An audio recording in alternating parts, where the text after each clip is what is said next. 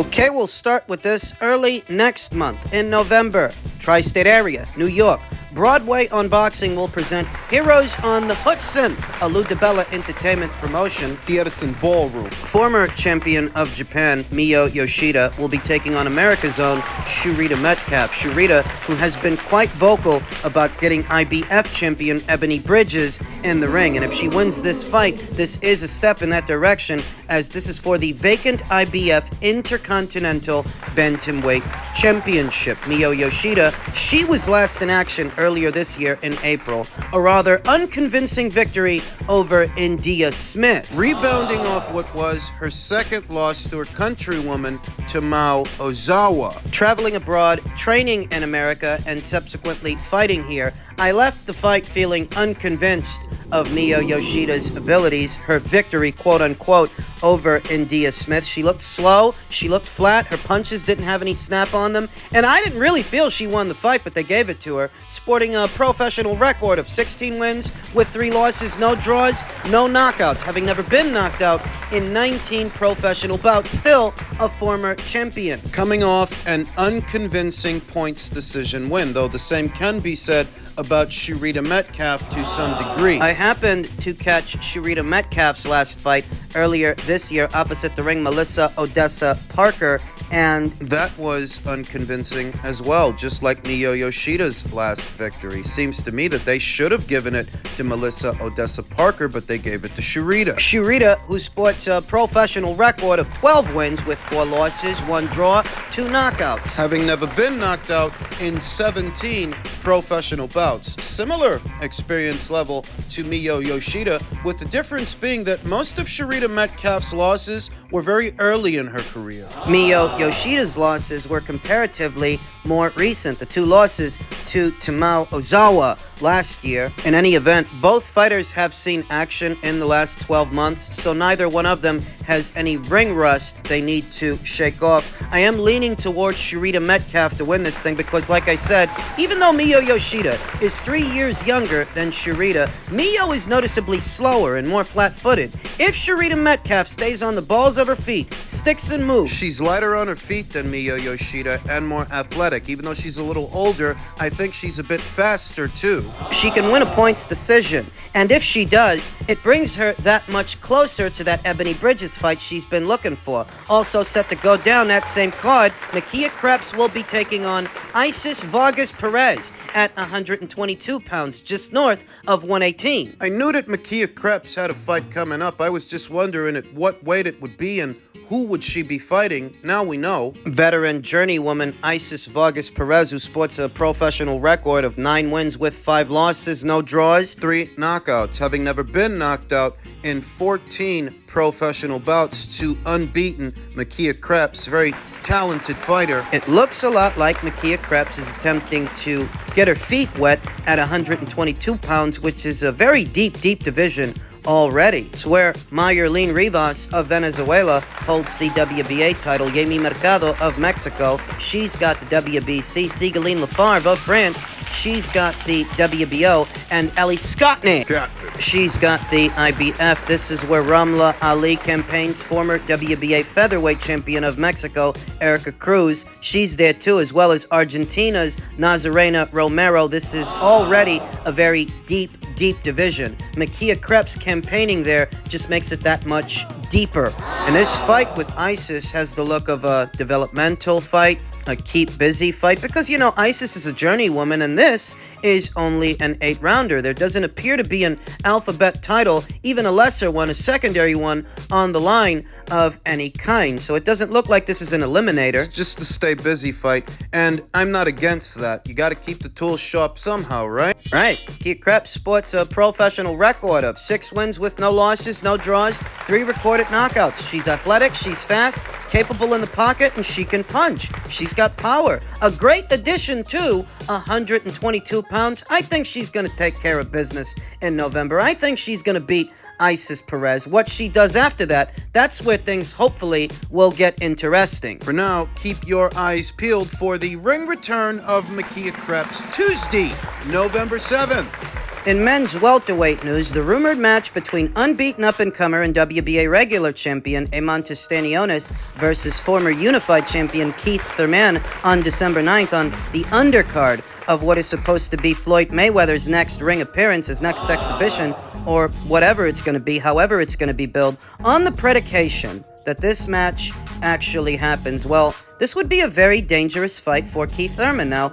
I understand that Haymon Stanionis is coming off of over a year of inactivity, the same as Keith, but Haymon Stanionis is several years younger than Keith. So the time off likely doesn't affect him as much as it has affected Keith, who's been pretty inactive already. I think he's had, one fight in the last 3 years? On the predication that they fight. And I say the predication because there seems to be a separate rumor out there that he might fight Danny Garcia, but I don't know how true that is since Danny's name has been attached to Erislandy Lara, his WBA title, for months. So assuming that Keith and Haymon actually fight. The basic idea here is, now that Showtime is leaving boxing and you guys obviously aren't getting any money to play from them, you're going to use what celebrity Floyd still has to try to generate the purses, generate the money that pays Keith Thurman, pays Haymon Stanionis, Danny Garcia, if he fights on this show, and Erislandy Lara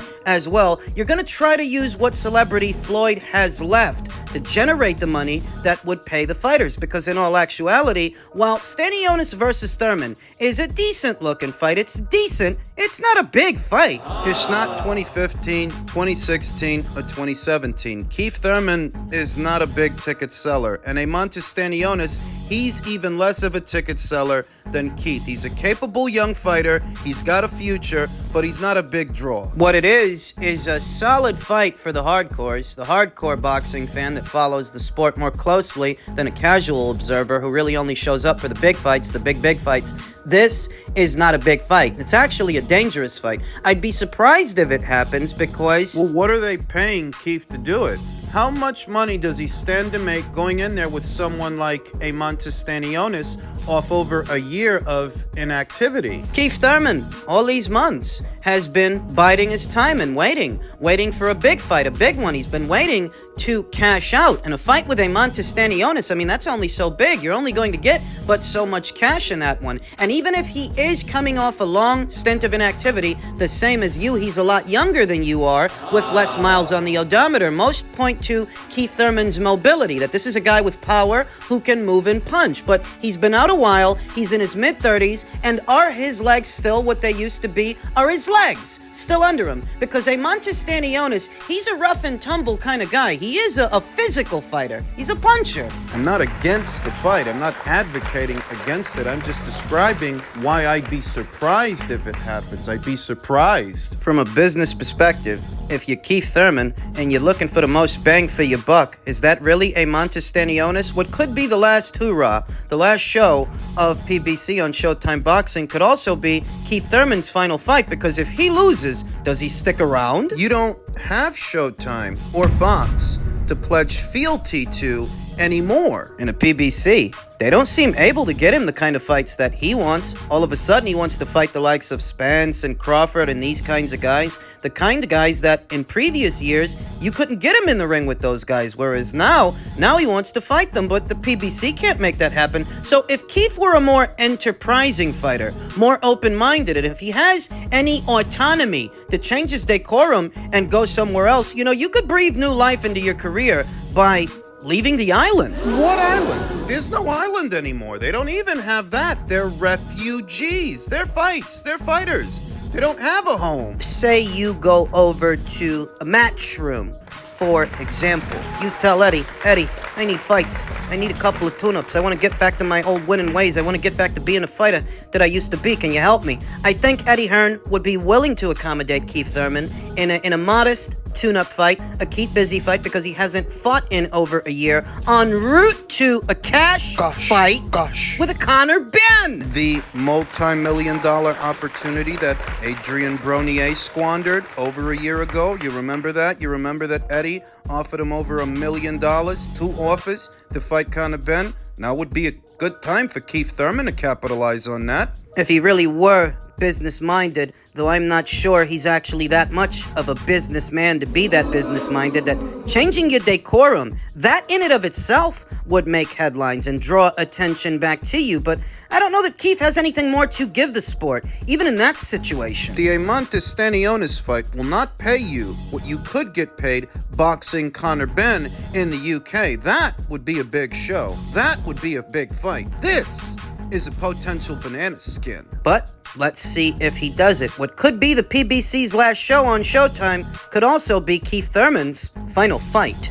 Finally, our continued coverage of Showtime's departure from the sport of boxing and the premier boxing champions being in the market for a new broadcast partner. Word is, an Amazon deal is a long way off for the PBC, and Al Haymon is not interested in going to DAZN. Reporter Chris Mannix claimed, and ESPN's Mike Kopinger has confirmed, that there have been discussions between the PBC and Amazon for the tech giant to become the PBC's future broadcast partner. What's the advantage of going to Amazon? Why would Al Haymon prefer to go to a platform that doesn't show sports and doesn't show boxing as opposed to one that does? And maybe it's because at Amazon, Amazon is a bigger platform with well over 100 million subscribers. So that might make it appealing to Al Haymon, attractive, and he wouldn't be so close to his competition, so close to his competitors in Golden Boy and Matchroom. He might want that isolation. He's always favored it. It has also been reported by the Boxing Voice and Kopinger that DAZN is another option for the PBC. In a recent episode of Mannix's podcast, the journalist updated and Dan Raphael confirmed that a potential deal between Amazon Prime and the PBC is far from completion.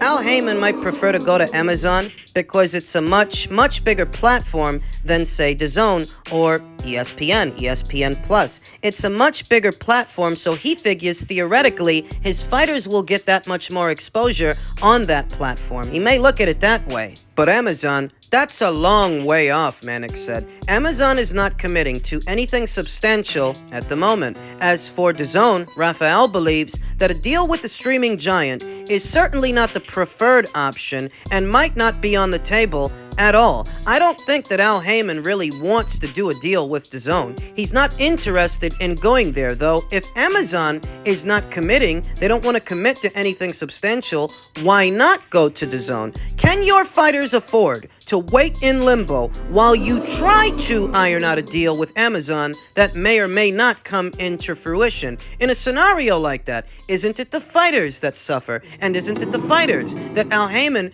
is supposed to have in mind? Every rumor I've heard in reference to an Amazon deal seems to indicate that they only want really big fights and big shows, and that's really only one, maybe two guys. The two Canelo Alvarez fights and perhaps some Gervonta Davis fights, depending on what they are and who it's against. Al Haymon tells himself the advantage of going to Amazon as opposed to DAZN is Amazon is a bigger platform than DAZN. The drawback is Amazon is not a sports platform. Sports fans, generally, boxing fans, they don't go to Amazon for boxing.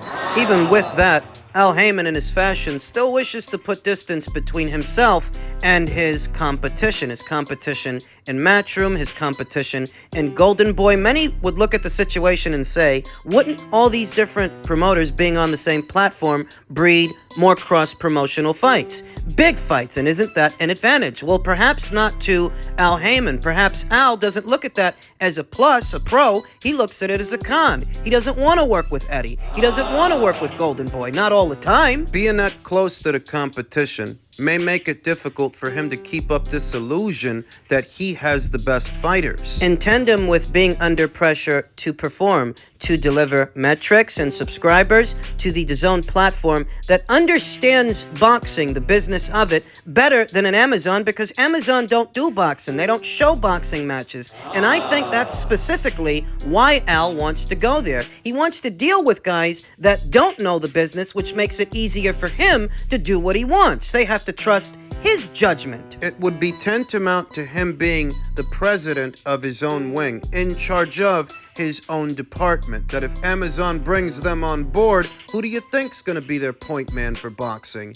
Al. And at DAZN, it wouldn't work like that. They know more about the nature of this beast, this business, than the people at Amazon. DAZN have been in boxing for some time now. Al doesn't want that.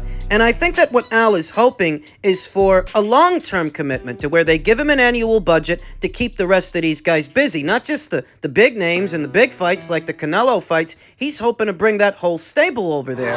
And I don't think Amazon wants to make that kind of commitment to these guys because most of these guys ain't ticket sellers. Most of these guys ain't big draws. Never mind the top-heavy stuff like the Canelo stuff, the Davis stuff, the Spence versus Crawford stuff. It's the actual strength of the stable. What kind of numbers can you generate for us with Resendiz fights and Jesus Ramos fights? Fundoras, Figueroas. What kind of numbers can these guys do for our platform? And what you will find is that many of these guys under the PBC banner, still on that stable, they are not the draws here in America that, say, Josh Warrington is in Leeds, or Lee Wood is in Nottingham, that Michael Conlon is in Belfast. Johnny Fisher. It's not an exaggeration. When Sebastian Fundora got knocked out by Brian Mendoza at the Punch Bowl, there was almost nobody there. You could see the empty seats. These guys don't draw. Not yet, anyway. They don't draw at the gate, and they don't bring big eyes